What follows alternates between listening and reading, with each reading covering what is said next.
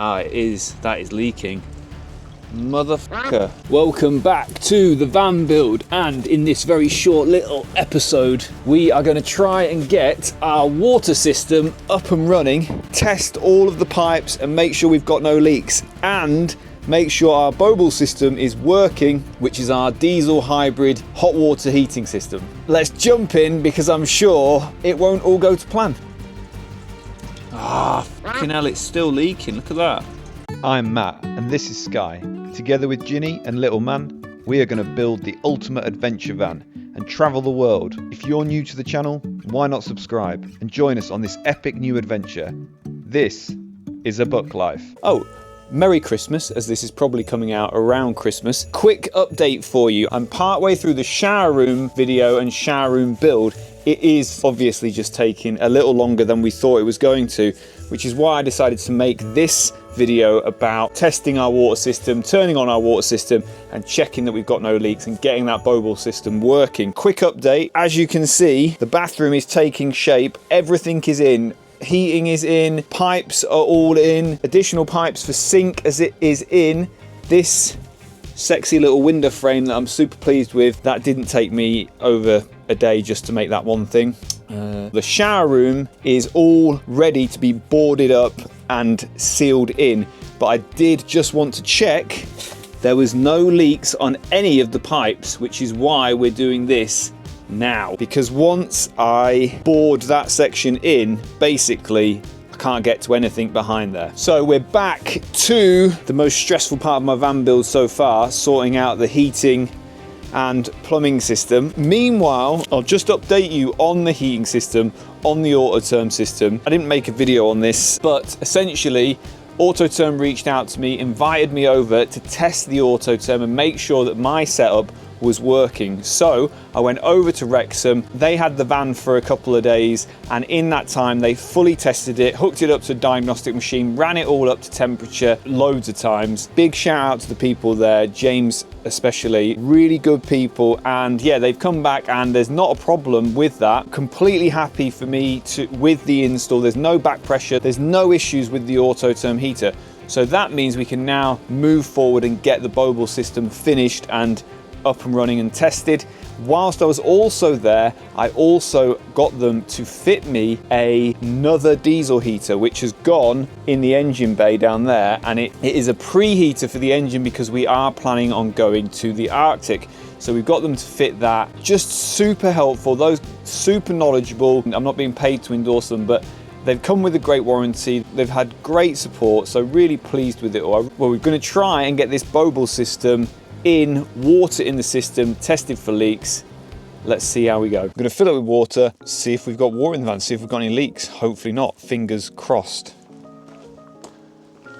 Right, this is scary because I don't want water to go everywhere. My first worry is the outlet from the actual tank. I was a little bit like skeptical, it didn't quite go in as much as you kind of wanted the thread to, but let's put a bit of water in and see what happens. That's got to be enough to test that. This is where I'm a little bit, I think that does not look like any water is leaking out. I think it's all right. How much water have we actually got in there? Not very much, but over the filler. Put a little bit more in and then we'll turn some power on. And that's still holding water. Weird, because when it's cold sometimes it feels wet and it's not. Right, next I just need to stick in a few more fuses because none of them are in to actually power all the systems up. Oh, it's doing something. Oh, sucking. Oh, things are creaking. Oh, and it stopped. Okay, now I'm just going to check before I fill up the Bobil system, all my cold water connections are dry, and at the moment in here they are. That is such a relief, such a relief. Oh, I bet you we've got kitchen water as well. Let me get in here and check. My chopping board's stuck. Oh, there we go. Right, do we have, oh hang on, do we have any leaks under here? No. Right. Do we have cold water?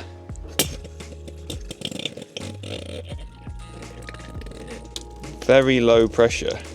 Is that normal? How do I up the pressure? It's like an old man's piss stream. Okay, well, we've got running water. That is a pro. I'm not quite sure how we up the pressure of that. I feel like I sensed something on the pump, on the bottom of the pump. Oh. Right, little tip here. If you are testing for leaks, a nice way to do it, or an easy way, is to use a bit of tissue paper, because it really shows moisture easily, and we have not got any leaks there. I've tested all round. We haven't got any leaks on the cold water supply, which is insane. Insane. I definitely thought we would have some. Now, I'm a little suspect because apparently the Bobil system may need tweaking, and the fuses are in. The system is live. Oh wow, look at that. 6.9, no, 5.6. I've no idea what those numbers mean. And open the isolator valve. Turning that on. Apparently this bit on the Bobil system can leak, but I have put something in place for that to, that is leaking. Motherfucker, that's leaking. Oh, why is that leaking? Let's get the old trusty paper. Oh, that is leaking hard. What? That's all over the place. Just test. That is leaking. For fuck's sake.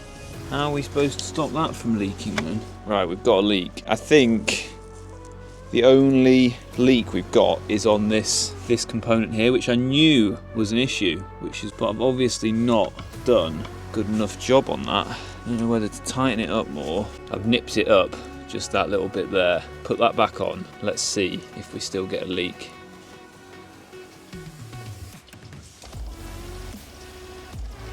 Right, let's test it with the old tissue paper of doom trick.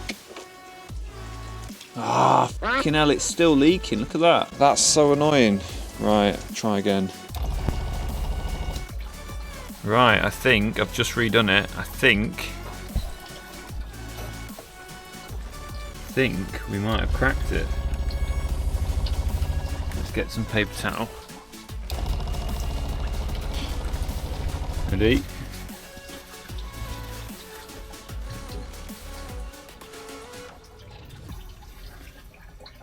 Yes! Yes! Right, let's try and get some hot water. Oh, right, quick update. I am struggling to get the Bobil system to talk to the Autoterm system. We have power on the Bobil system. The Autoterm system is on and working, but I'm struggling to work out why they're not quite talking to each other. I struck it up and basically the Autoterm wasn't running on full power. It felt like it was running on like a reduced, it wasn't kicking out full heat. Anyway, I've had a play around with it. I've changed a few settings on the Bobil, turned it off, turned it back on again. IT support trick. And now I'm just waiting for it to initialize, and then I'm going to try and run it up to temperature, and we will see if it's talking to each other. Test 1 complete. We are running the Autoterm through the Bobil heater, through the control panel. Here you can see our heating icon is on, and we are up to 19.9 degrees. That is kicking out full heat, and up at the front as well. So now test 2 is going to be switching it to the hybrid mode to see if we can get it to heat the hot water up via the diesel heater. So I don't know if, I was just going to see if we can turn water heating on. Oh, that's worked. That's just switched the servo mode. That hybrid box there switches, so it either heats the cab or heats the Bobil heater. So now we should hear that pump kick in, and that should start heating our water up. It's telling us our water temp at the moment is 7.2, but if we go back to the main menu, so now it's showing that we are heating water up, then we will have hot water. Quick update, we are on. It's working for one, it is heating the water up. However, we've been heating the water up the water was 6 degrees when we put it in. So on the description it quotes From 15 degrees to 60 degrees, it should take 15 minutes. Sorry for the background noise, I've got the fan on because it's hot in here. From 15 degrees up to 60 should take 15 minutes. Obviously the water is 6 degrees, so bringing that up to 10 degrees right now has taken at least 20 minutes. And we're only on 10.9, which is a worry if we're going to cold climates. Should it take that long to get up to 10 degrees? I was thinking I only need to be on for 15 minutes because the diesel heat will be on. Our diesel heater shuts down when the garage space gets too hot because the ambient temperature of the van makes it bring its temperature down, but it's just going to take ages to heat the water up, especially if the heater's on like a part cycle. I've just come back in after 20 minutes. It's now reached a temperature of 15.5 in the water. Going by their website, it should now take 15 minutes or thereabouts to get up to 60 degrees. So I'm going to give it 20 minutes and check back in. New day, new windy day, and I think I've got to the bottom of my Bobil plumbing troubles because user error on this one. User error, I've plumbed in that and that into the wrong holes, I believe. So I'm going to switch those two round and hopefully we get it working. Let's not beat around the bush here. This could result in water going everywhere. I have drained the hot, I've switched off the cold. However, I've got to unplug these and there's obviously water in the tank. I've tipped the tank up on its side so no water can come out of that. But there's gonna be some residual water in these pipes. Let's see how it goes. I'll stick you up here so you can see it as it unfolds. I'm gonna stick this towel in. I knew I'd got something wrong when it wasn't heating up properly. Got my mug here just in case I need to thumb it as well. Oh no, I might just turn the power off. Okay, that actually went a lot better than expected. This one needs to come off. Want a closer look. There we go. So that one's come off there, and that one just needs to go onto there, and then I just need to lengthen this one. I fully regret packaging all of this so tightly. If anybody's fitting one of these Bobil systems, I recommend giving twice the amount of space I've given. The only reason I'm not adjusting it is just more time, more money, and it is something I'm probably going to look at doing later on in the year. Oh, little bit of seepage. Cut that one off. Yes. Okay. It's easily done, this. People are probably saying I'm being useless, but I double, triple checked. It's just some of the diagrams, you know, they've got the parts in a slightly different orientation to how I've laid them out. And then you're also rushing. There's also a lot going on here. It's 100% my fault. However, what I'm saying, if anybody can make these mistakes, the fresh light of day, sometimes things are more obvious. I was planning on putting this into part of another video, but it's taken that long that I think it's going to be one on its own. We're in. Let's get the tank set up again. Tank is in position. Sensors are plugged in. Yes. Reinsert fuse. All right. So let's strike her up and see how long it takes to warm up. I was freaking, well, let's not celebrate just yet. Yes, we've cracked it. The temperature gauge is shooting up now, just in a couple of minutes. 19 degrees, gone from like 10 to 19 in less than 5 minutes. That is mega, mega. I'm so chuffed.